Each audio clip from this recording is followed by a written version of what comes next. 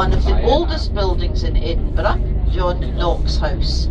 This was associated with a churchman who was minister of the St Giles Kirk, which is the church further up the Royal Mile.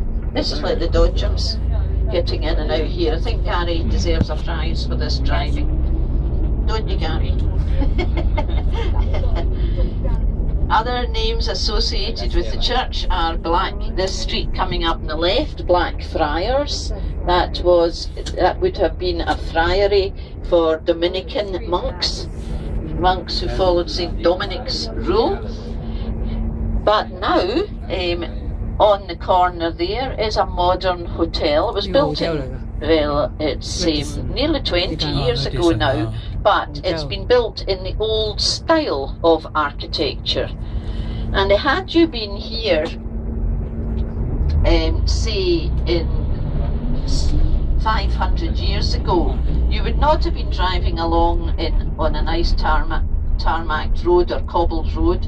You would have found it was a lot less pleasant, and in the evening at about 9 o'clock at night, the windows would all open in very tall flats, and a voice would shout, "Gare-de-Loup."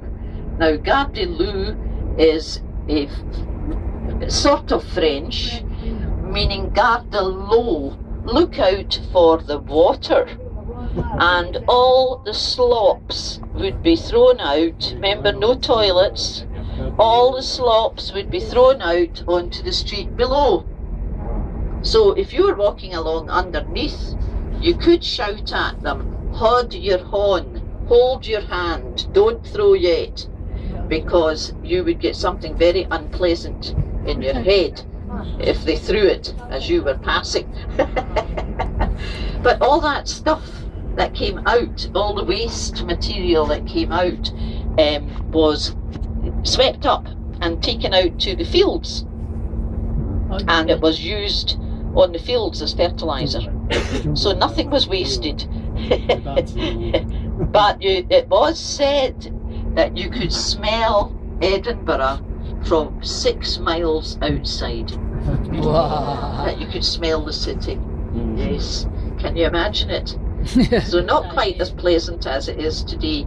Now, if you're doing any retail therapy today, ladies